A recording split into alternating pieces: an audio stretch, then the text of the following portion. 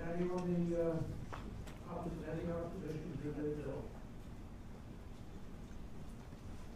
Members of the committee, any questions? Yes.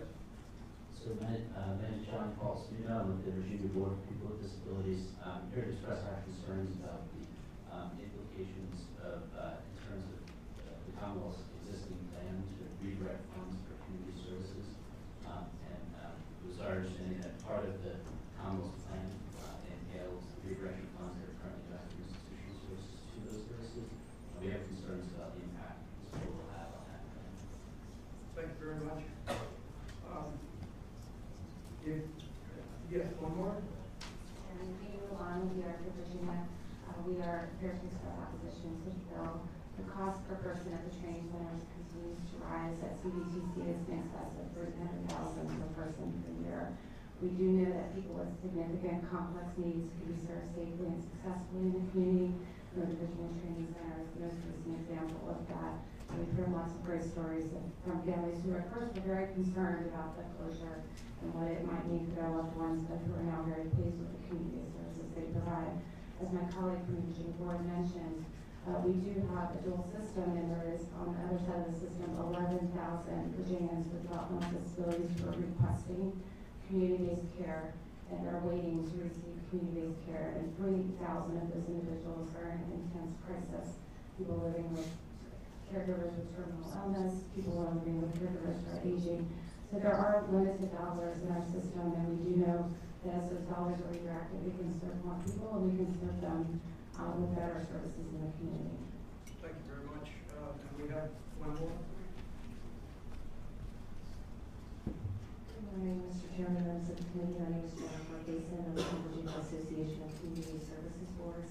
And I'd just like to associate myself with the remarks of the gentleman from the board. We have concerns about how this would impact the current plan and our ability to support community services. Thank you very much. Would you like to make any final comment? We'll just wrap up. This isn't easy, right?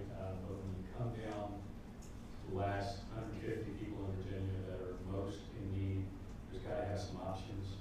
I, as most people here have now been very, very supportive of community-based.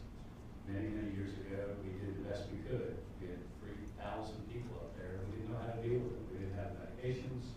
We didn't have the home environments that were available. It was too many, and we have dramatically decreased that number. Last couple of years, we got that down to those that are absolutely the most in need. And we're here to say that I think that we're there. The reason we've left 2029 is because at some point we want to make sure that there's an opportunity to reconsider closure if that's what we need to do. I know that there are people within the administration that are concerned about this, but also there are those within the administration that are at least looking at what the numbers are. You may have heard the numbers aren't as bad as I thought on this. The last thing I'll just say is those of you in finance are likely to hear that there's a bill up there, or an amendment up there to block off about 90 of the buildings that are left up there, scrape that section off, and sell off that land locally. Because right now, you have a large facility with a big carrying cost per person that is unnecessary. And so we'd like to be able to do both. And I just ask your consideration of the bill. Mr. Chair.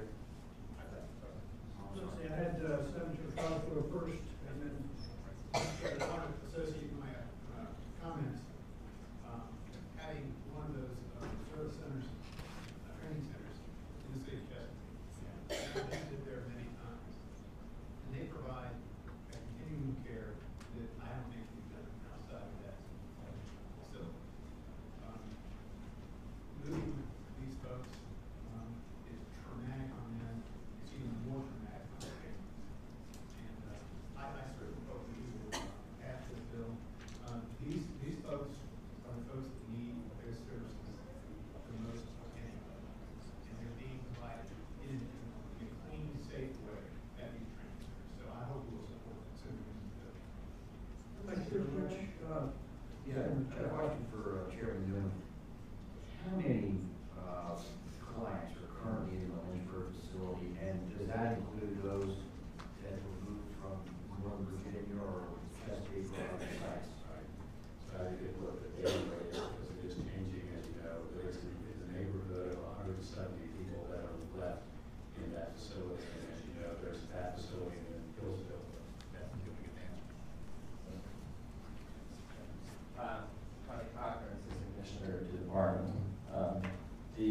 census as of today is 165 in the ICF beds, 2 individuals in the nursing home beds.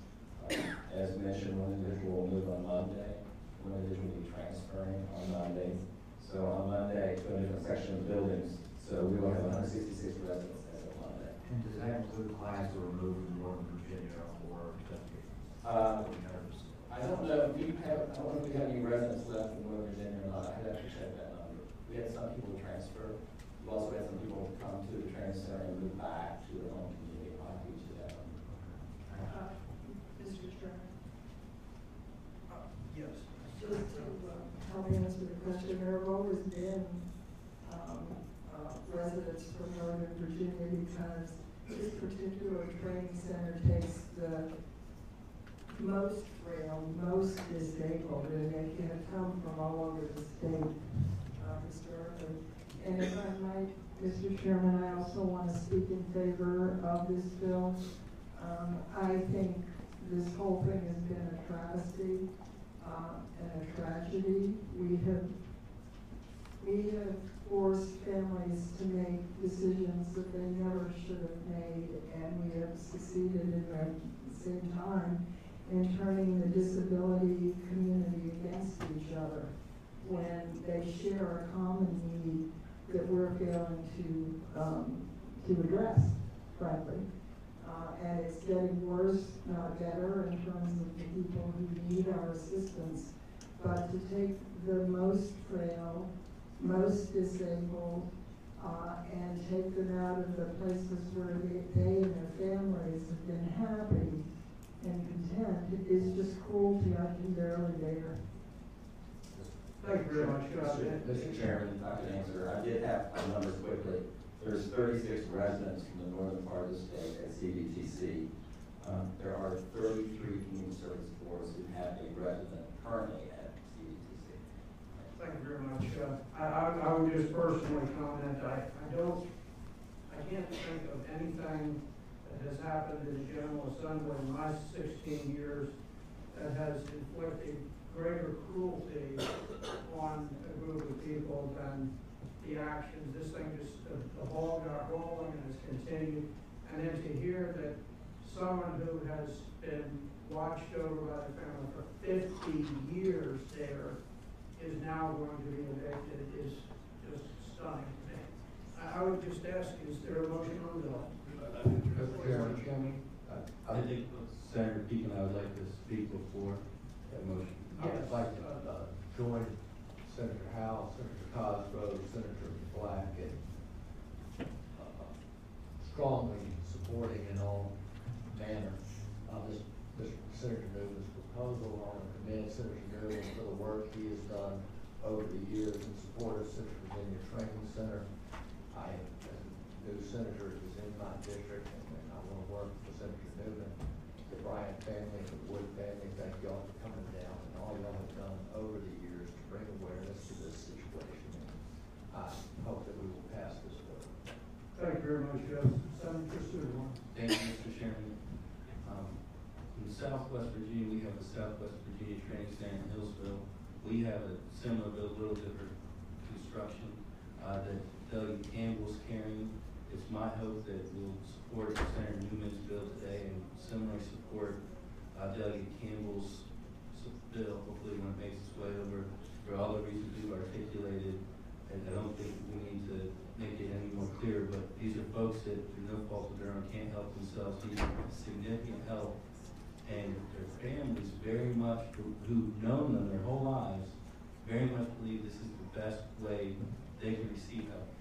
There's a lot of good things about community-based care, and we continue working so that more Virginians can receive that. But there are some Virginians that really benefit from the intensity of services that can be provided in the local neighborhood, especially in Southwest Virginia. A lot of folks think of it as, when you just hear about it as an institution. I think you've had an opportunity, and other members, as I look down the dais, have had opportunities to visit, and it's more like a village with different houses and services are provided. I know this is about Senator Newman's bill right now, but I hope we'll support this, and I hope we'll also support Doug Campbell's bill do we have a motion then? Chairman, yes, I move that we report the bill. Okay, motion to report and second, and all in favor say aye. Aye. Opposed? The bill is passed. Thank you, Mr. Chairman. And I believe you have one more. Yeah, Mr. Chairman, with the committee's consent, I just have that bill go out today. Senate Bill 1414, given the time, we just had to go out today without objection. Without objection, that bill is filed for the day. Thank you. Committee. Committee will rise.